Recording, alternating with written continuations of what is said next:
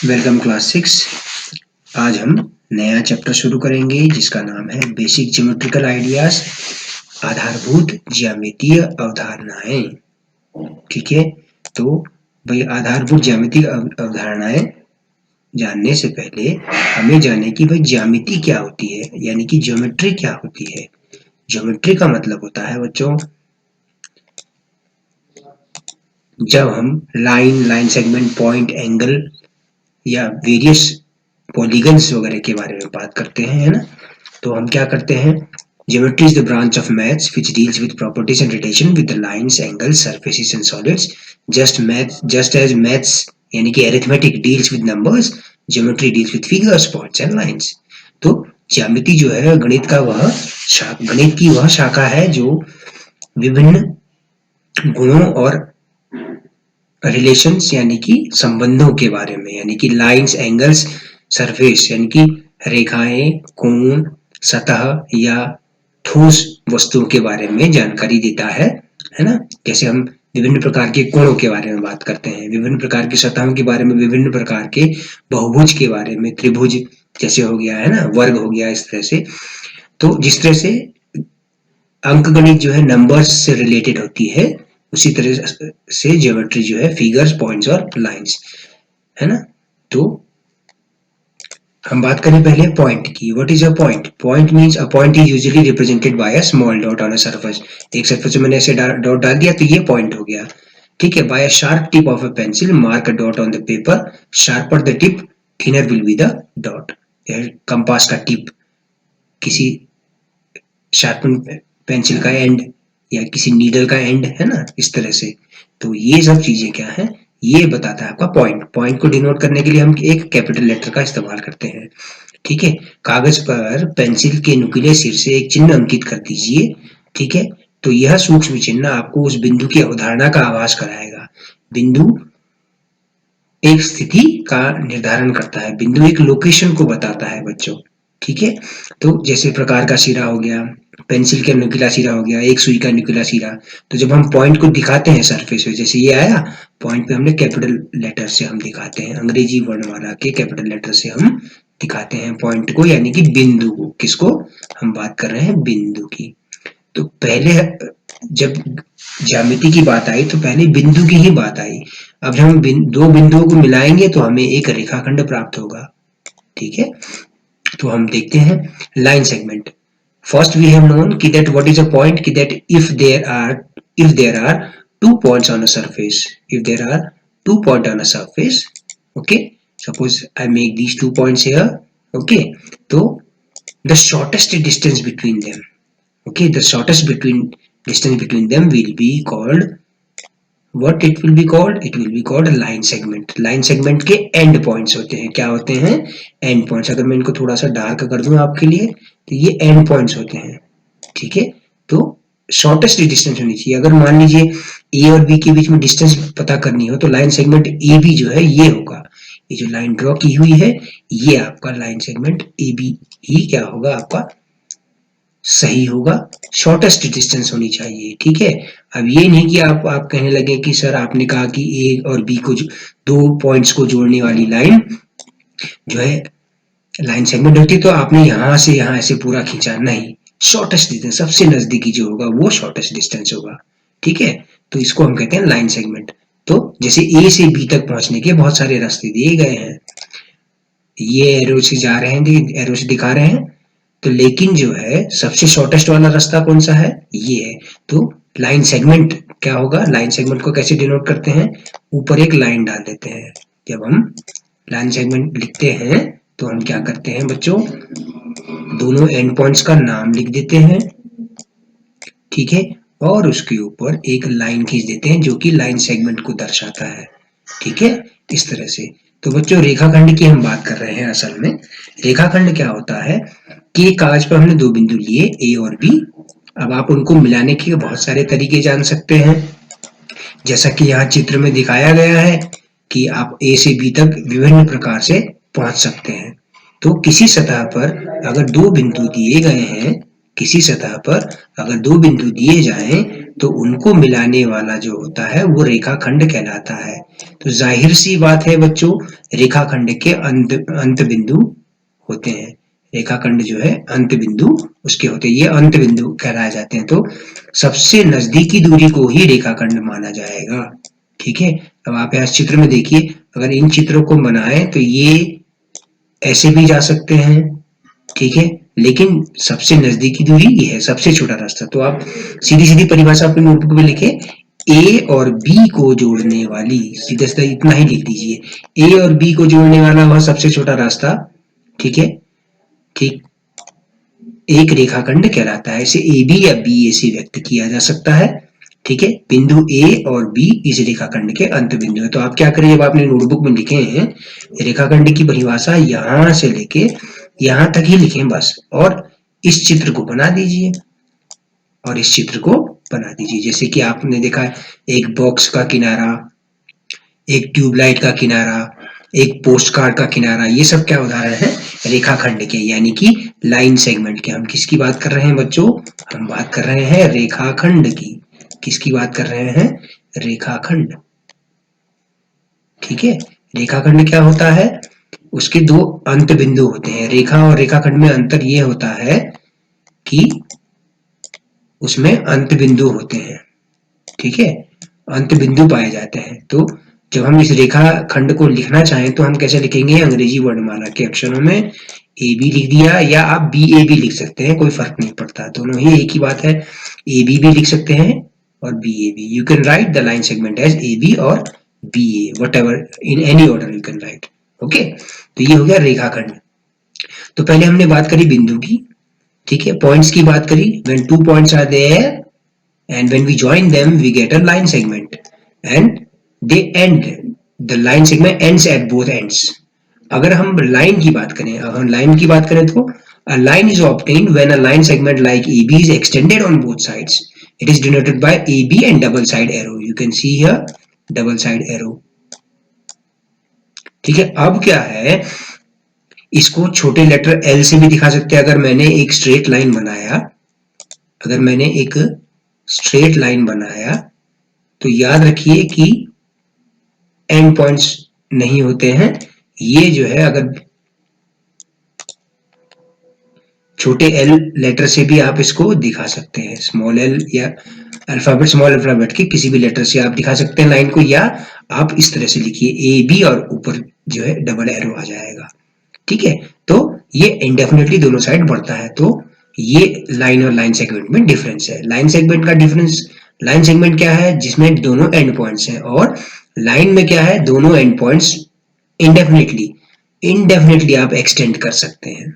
ठीक है, तो रेखा की हम बात कर रहे हैं। तो बेटा बच्चों ये देखिए, दो बिंदु ए और बी से होकर जाने वाली रेखा को ए बी से निरूपित करते हैं। दोनों तरफ तीर है, देखिए आप ध्यान से देखें, यह दोनों दिशाओं में अनिश्चित रूप से विस्तृत है। अगर किसी, सीधी सी बात है कि अगर आप, जैसे ये रेखाखंड पी क्यू है, रेखाखंड अगर हम कहेंगे तो पी क्यू होगा, केवल उसके दो सिरे होंगे यहाँ पे, लेकिन अगर दोनों सिरे को ही असीमित बढ़ा दिया जाए, यानी कि दोनों तरफ बढ़ा दिया जाए, यानी कि इसको हम तीर से दिखाते हैं कि ये विस्तृत है, दोनों तरफ बढ़ सकता है, तो उस समय उसको रेखा कहा जाएगा। संलग्न आकृति में रेखा पी क्यू दी गई है।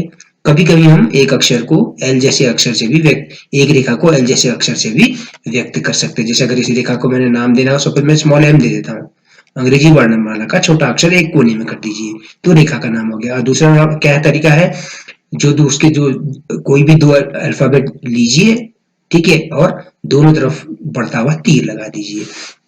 तो रेखा को निश्चित करने के लिए दो बिंदु पर्याप्त होते हैं। हम कहते हैं कि दो बिंदु एक रेखा निर्धारित करते हैं।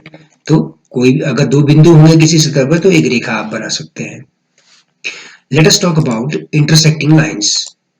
Okay, we should know that suppose if I say I made two lines, इस तरह से मैंने दो लाइंस बनाई, बल्कि मैं जब लाइन कह रहा हूं तो एरो भी तो होना चाहिए, है ना, इस तरह से एरो भी तो होंगे। ठीक है, हम बात करें तो लाइंस की तो एरो भी होंगे, सीधी सी बात है भाई। जब हम लाइन कह रहे हैं तो एरो है दोनों तरफ, सॉरी। तो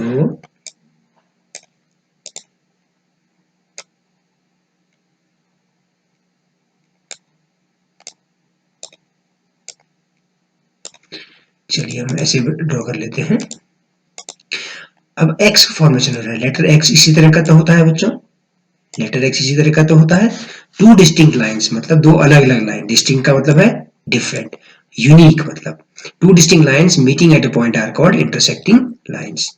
जैसे कि यहाँ पर दो लाइंस L1 और L2 दी गई हैं, L1 और L2 दो लाइंस दी गई हैं, वो दोनों एक दूसरे को कहाँ इंटरसेक्ट कर रही हैं, पॉइंट P पर एक दूसरे को इंटरसेक्ट कर रही हैं।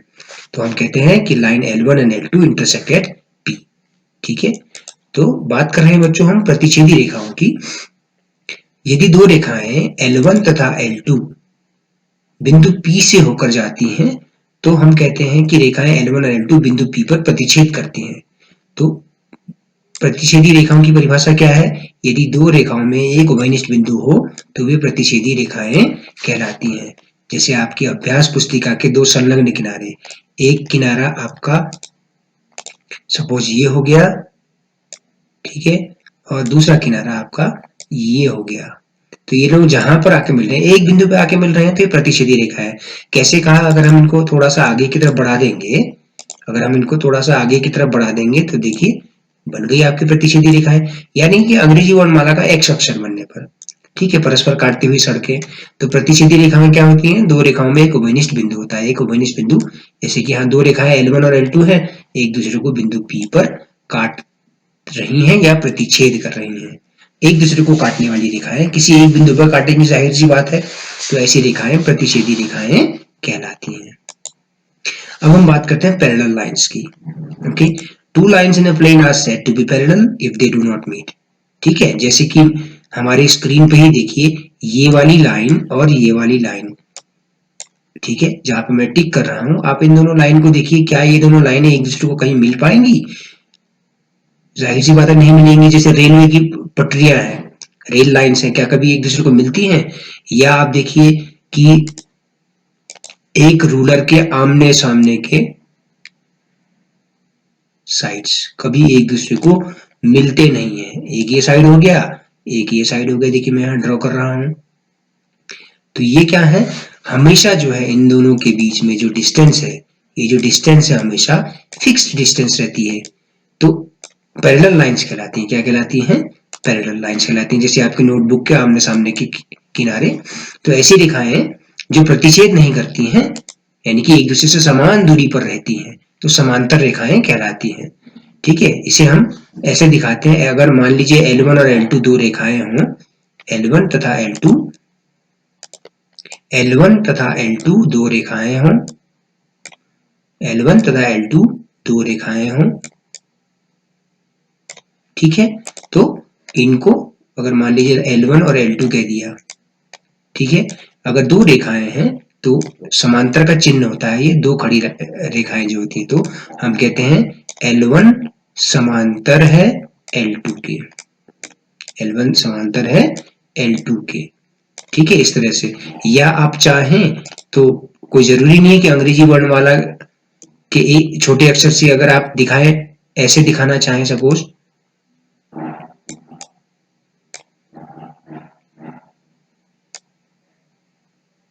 जैसे आप दिखाना चाहें कि आप इस तरह से पसंद करते हैं नाम लिखना कि AB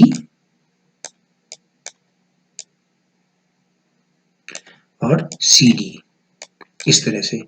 ओके, तो AB और CD अगर हमें लिखना हो, इसको कैसे लिखेंगे, सिंबल कैसे दिखाएंगे, चिन्ह ऐसे होता है, AB समांतर है CD के, इस तरह से दिखाया जाता है बच्चों, ठीक है, इस तरह से दिखाया जाता है,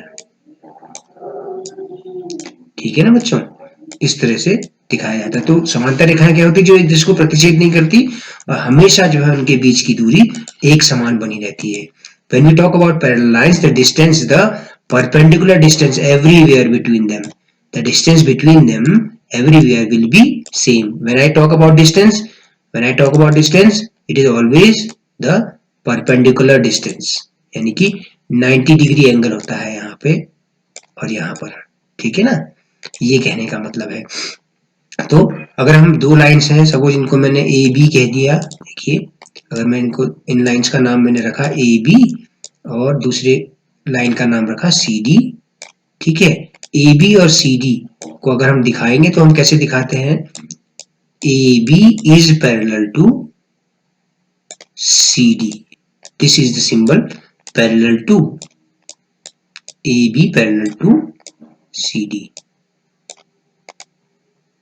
तो you can also draw in your notebooks these figures, है ना, and then write the small definition. I have given the small definition, बहुत छोटी छोटी definitions लिखी हुई हैं।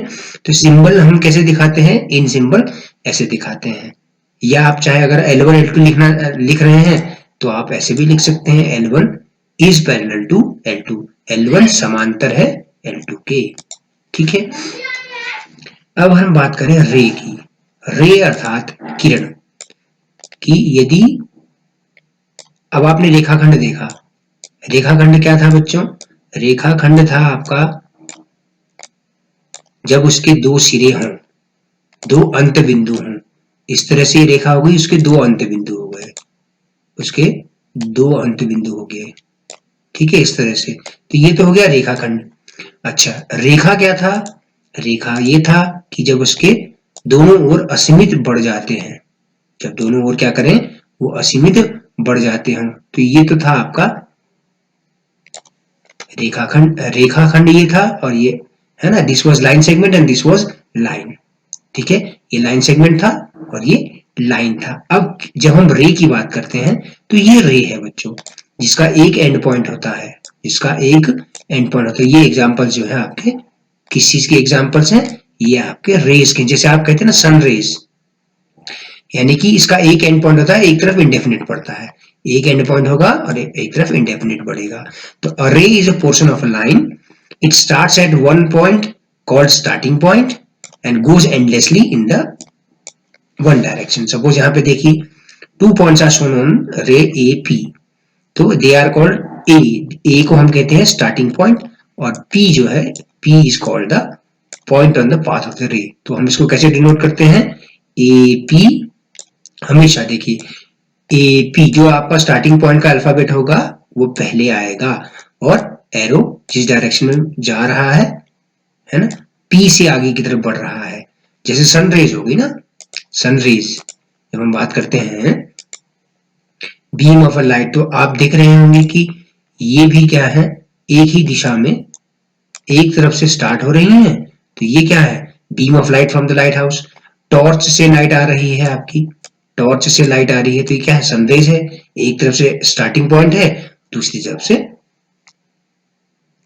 क्या हो रहा है, जैसे सनरेज हम कहते हैं ना, तो एक तरफ से स्टार्ट होती है और दूसरी तरफ पे असीमित या इंडेफिनिटली बढ़ती चली जाती है। तो ये आपका रे हो गया, ठीक है बच्चों। तो हम बात कर रहे हैं बच्चों, किरण की। हिंदी मीडियम के बालक भी ध्यान दें, किरण के कुछ उदाहरण इस प्रकार दिए गए हैं। तो आप पाएंगे कि क्या पाएंगे, आप ये पाएंगे कि ये किरण जो है एक दिशा से शुरू होती है और दूसरी दिशा में असीमित बढ़ती चली जाती है, इस तरह से, जैसे ठीक है, जैसे टॉर्च से रोशनी निकली, या सूरज की किरणें हो गई, या क्या हो गई, सूरज की किरणें हो गई। तो ये सब उदाहरण क्या है आपके, ये सब उदाहरण आपके किरण के हैं।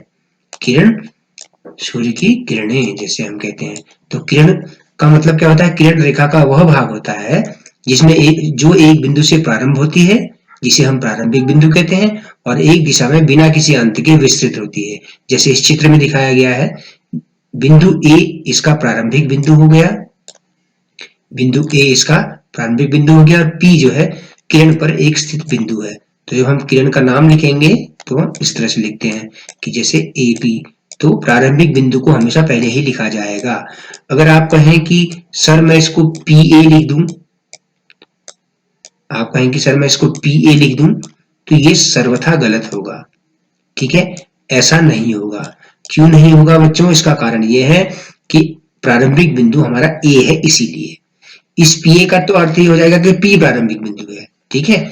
एक बात और दोबारा से मैं रिपीट कर देता हूं कि रेखाखंड, ये तो हो गया रेखाखंड, ये हो गया रेखा, ये हो गया रेखा और ये हो गया किरण, ये अंतर है। तो आप ध्यान से देखें कि जो रेखाखंड होता है उसके दो अंत बिंदु होते हैं बच्चों, कि वो वहां पर आके रुक जाती है। रेखा क्या होती है कि दोनों दिशाओं में बढ़ती चली जाती है, दोनों दिशाओं में बढ़ती चली जाती है, ठीक है। जबकि अगर हम बात करें किरण की, किरण का मतलब ये होता है कि एक प्रारंभिक बिंदु और एक दिशा में बढ़ता चला जाता है। तो ये इसका मतलब क्या हुआ, ये रेखा का ही एक भाग रहा होगा, ठीक है ना। तो ए बी पी क्यू और सपोज मैंने यहां पर कह दिया ओ पी या ओ क्यू, ओ आर कह देता हूं सपोज, इस किरण का नाम हो गया ओ आर, उसके ऊपर एक चिन्ह आता है इस तरह से, ठीक है।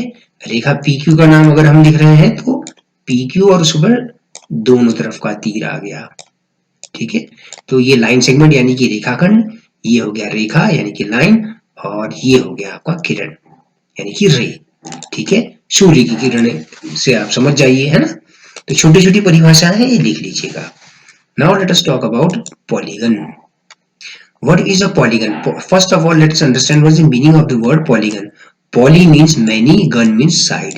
Poly का मतलब क्या होता है, many. Poly का मतलब many and gun का मतलब होता है sides. ये ग्रीक वर्ड है, this is a Greek word से बना हुआ है। तो a polygon is a simple closed curve made up of line segments only, जो केवल लाइन सेगमेंट से ही बना होता है। Any two sides with a common endpoint are called adjacent sides. The meeting point of a pair of sides is called a vertex. The endpoints of the same side are adjacent vertices. The join of any two or non-adjacent vertices is diagonal. अब देखिए इसको हम समझते हैं। Suppose मैंने यहां पर एक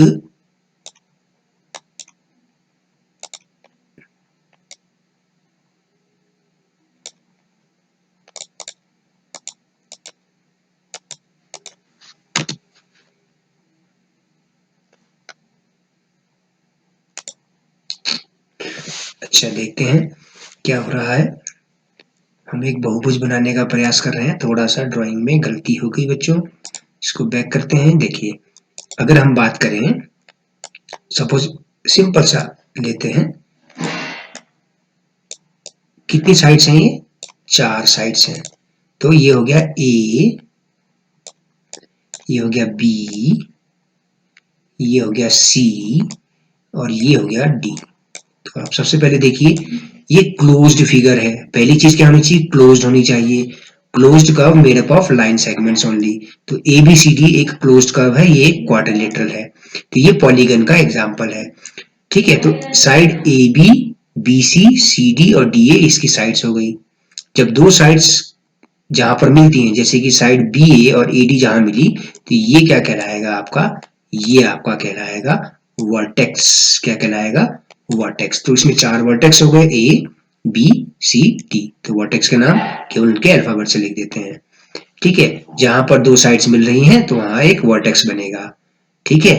अगर साइड्स की अगर हम बात करें, अगर हम बात करें साइड ए बी और बी सी की, ये दोनों क्या कहलाएंगी, एडजेसेंट साइड्स कहलाएंगी, क्योंकि इनमें एक कॉमन एंड पॉइंट है। तो ये क्या कहलाएंगी, एडजेसेंट साइड्स। जब हम दो साइड्स को, दो वर्टिसेस को मिलाते हैं इस तरह से, तो क्या मिलता है हमें, डायगोनल। तो इसमें 2 डायगोनल हो गए, ए सी और बी डी, ठीक है। क्या कहने का मतलब है बच्चों कि बहुभुज का मतलब क्या होता है, कोई भी वक्र। अब पहले हम बात कर लेते हैं कि भाई ये कर्व क्या होता है। एक वर्ड मैं बोल रहा हूं, कर्व। कर्व यानी कि वक्र, हिंदी में इसको कहते हैं वक्र। तो बहुभुज की परिभाषा से पहले हम वक्र के बारे में जाने, कर्व्स के बारे में जाने। तो कर्व क्या होता है बच्चों, कि जैसे मैंने ऐसा कुछ भी ड्रॉ कर दिया बिना पेंसिल को उठाए, ठीक है। अब आप देखिए इनमें दोनों में अंतर क्या है, ये है ओपन कर्व, ये क्या है, ओपन कर्व, और ये है क्लोज्ड कर्व, क्योंकि इसके स्टार्टिंग पॉइंट और एंड पॉइंट जो है एक ही आ गया, ठीक है। तो इसको हम कहते हैं कर्व। जब हम बात करते हैं एक ऐसे कर्व की जो केवल लाइन सेगमेंट से बनी हो, तो उसको हम कहते हैं पॉलीगन या बहुभुज। ठीक है, वक्र क्या है, ये खुला वक्र हो गया, ये बंद वक्र हो गया। ठीक है, अगर हम पेंसिल से कुछ ड्रॉ कर रहे हैं और पेंसिल उठा नहीं रहे हैं, अगर दोनों सिरे मिल नहीं रहे हैं, खुले हैं दोनों सिरे, तो उसको हम कहते हैं खुला वक्र, और नहीं तो बंद वक्र होता है जब प्रारंभिक बिंदु और अंत बिंदु एक ही हो। ठीक है, तो बहुभुज की हम बात कर रहे हैं। तो बहुभुज की परिभाषा क्या है बच्चों, आप केवल इतना ही परिभाषा में लिखिए, एक आकृति बहुभुज होती है जब एक सरल बंद आकृति हो और केवल रेखाखंडों से बनी हो।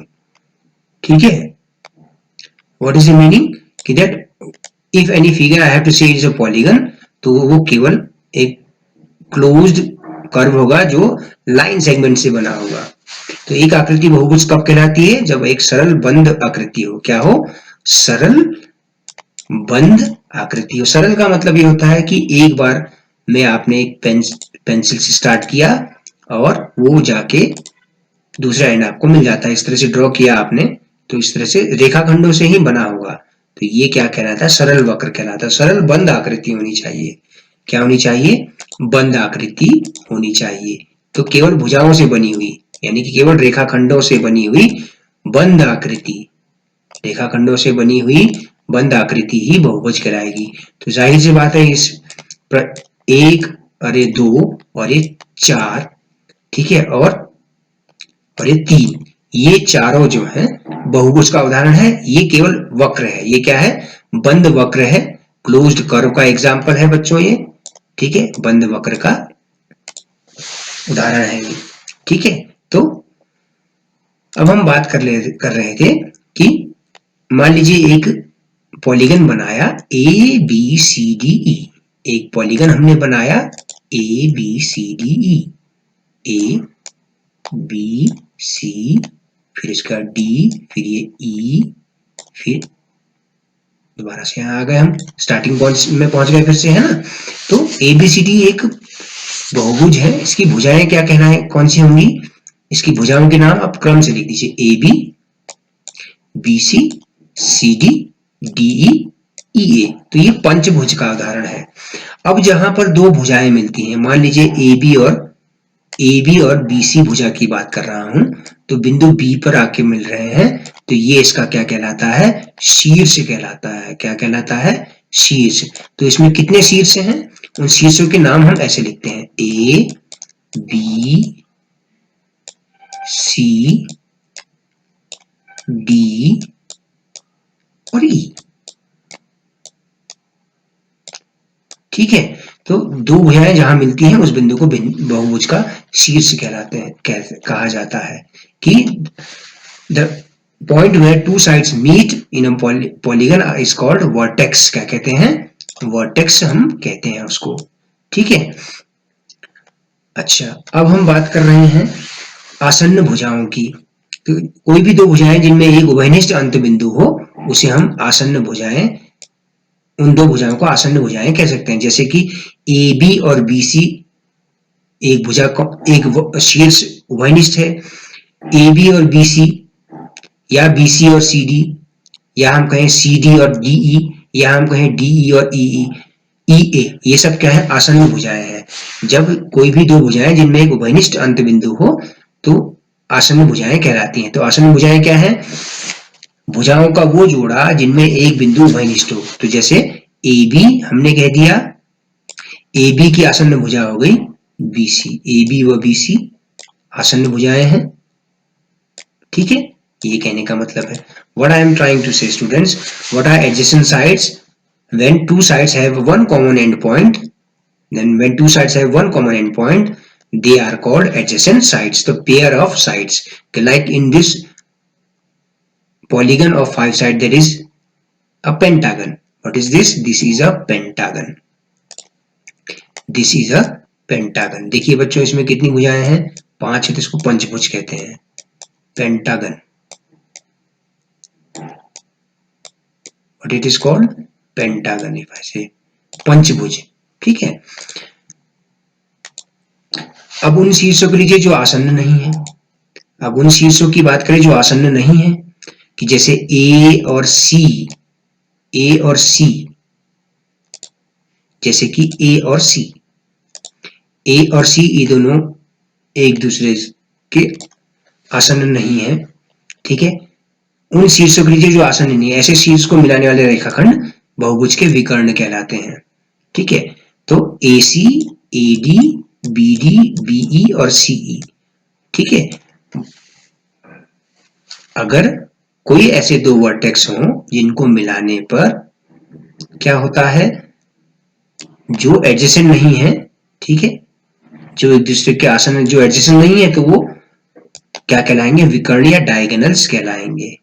जो मैं ड्रॉ कर रहा हूं सीई, इसी तरह से ये बीई। तो इस फिगर में देखिए कितने डायगोनल्स हैं, 5 डायगोनल्स हैं। कितने डायगोनल्स हैं, 5 डायगोनल्स। तो इस चित्र में 5 विकर्ण हैं। तो ऐसे शीर्ष जो आसन्न नहीं है, आसन्न शीर्ष कौन से होते हैं, अगल बगल वाले आसन्न शीर्ष कहलाते हैं। क्या है, अगल बगल वाले आसन्न शीर्ष कहलाते हैं, ये आसन्न शीर्ष कहलाते हैं। ए बी, बी सी ये दोनों आपस में ये आसन्न है। तो जब अगल बगल या नेबर जो है, नेबर्स अगर नहीं है, तो ऐसे वर्टेक्स को मिलाने पर हमको डायगोनल मिलता है। जैसे एक एग्जांपल और देखें कि जैसे मैंने एक क्वाड्रिलेटरल बनाया, तो इसमें कौन से दो डायगोनल हैं, इसको मैं अलग कलर से ड्रॉ कर दूं, तो एक डायगोनल तो ये हो गया बच्चों, एक विकर्ण ये हो गया और दूसरा विकर्ण ये हो गया। अगर इनका मैं नाम लिख दूं, सपोज मैंने लिख दिया पी क्यू आर एस, ठीक है। ये क्या है, एक चतुर्भुज है। एक चतुर्भुज के दो विकर्ण पी क्यू आर एस चतुर्भुज का नाम है, तो उसके दो विकर्णों का नाम क्या होगा, पी आर और क्यू एस। ओके, तो व्हाट यू से, if the two vertex which are not adjacent to each other, means which are not neighbors to each other, if we join them we get diagonals. okay,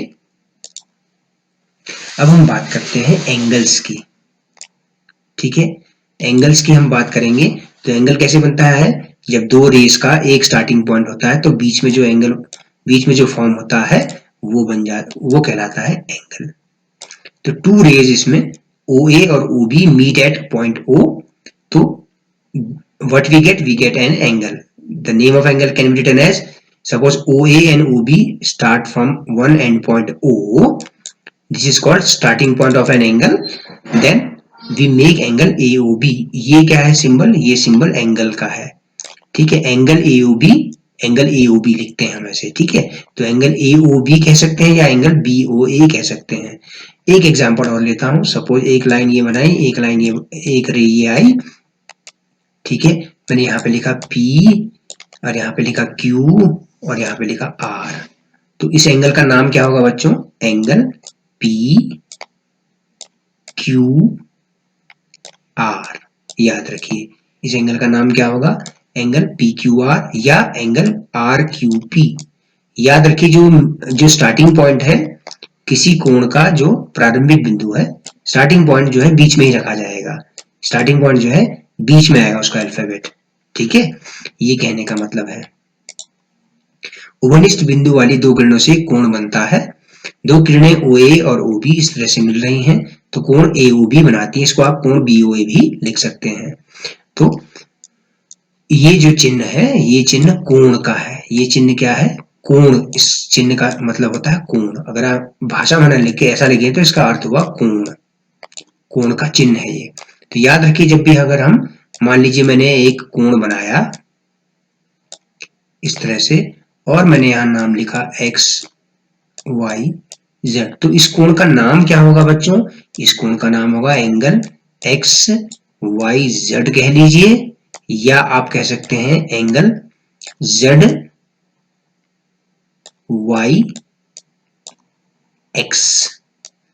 दोनों में से कोई भी नाम आप कह सकते हैं, ठीक है। लेकिन याद रखिएगा, क्या याद रखिएगा कि आपका जो प्रारंभिक बिंदु यानी कि जहां पर दो आसन्न किरणें मिल रही हैं कोण की, वो अक्षर हमेशा बीच में लिखा जाता है, ये याद रखना है। ओके, रिमेंबर स्टूडेंट्स कि whenever we are writing the name, always remember the rays making the angle, the rays which are making the angle। Suppose यहाँ पे YX और YZ रे जो हैं, कहां पर मिल रही है, y पे मिल रही है, तो एंगल जो है, इस एंगल का नाम लिखते समय आपको कैपिटल लेटर का जो जो इस जहां पर ये दो रे मिल रही हैं, वो रे आपने उसका नाम जो है उस अल्फाबेट वर्टेक्स को आपने बीच में रखना है। ठीक है, अगर आप एंगल ZXY लिखेंगे, इफ अगर आप एंगल ZXY लिखेंगे तो इसका अर्थ ये हुआ बच्चों, इसका अर्थ हुआ ये, इसका अर्थ ये हुआ कि x कोण की हम बात कर रहे हैं, तो Z यहाँ पे आएगा और Y यहाँ पे आएगा। ठीक है, तो ये चीज का आप ध्यान रखिए कि किसी कोण का नाम लिखते समय जो मुख्य जहां पर दो किरणें मिल रही हैं, उस किरण उस बिंदु या उस शीर्ष का नाम या अक्षर जो है अंग्रेजी वर्णमाला का अक्षर बीच में रखा जाता है। तो आप देखिए XYZ और ZXY में बहुत अंतर है। ठीक है, इस चीज को ध्यान रखना है आपको। ठीक है बच्चों, तो the meeting point of a pair of sides is called a vertex and the endpoints of the same side are called adjacent vertices. The endpoints of the same side are called adjacent vertices. तो ये क्या कहलाते हैं, adjacent vertices कहलाती हैं। ठीक है, उभयनी आसन्न, आसन्न शीर्ष, आसन्न भुजाएं होना चाहिए यहाँ पे, है ना। यहाँ what we should write here, the endpoints of the same side are adjacent rays we say. What do we say? Adjacent rays, आसन्न किरणें। ठीक है, आसन्न किरणें, ये रे 1 किरण 1 और किरण 2 ये दोनों क्या है, आसन्न किरणें होंगी। ठीक है, तो कोण को बनाने वाली दोनों किरणें उसकी भुजाएं कहलाती है, उभयनिष्ठ प्रारंभ बिंदु कोण का शीर्ष कहलाता है। ओके, ये है। तो ट्राइंगल्स के बारे में और क्वाड्रिलेटरल्स और सर्कल्स के बारे में हम नेक्स्ट लेक्चर में बात करेंगे बच्चों। आप इतना तो नोट्स बनाइए और फिर हम टाइप्स ऑफ एंगल्स और टाइप्स ऑफ ट्राइंगल्स को भी देखेंगे। ठीक है बच्चों, धन्यवाद और आपका दिन हमेशा की तरह शुभ रहे बच्चों। ठीक है।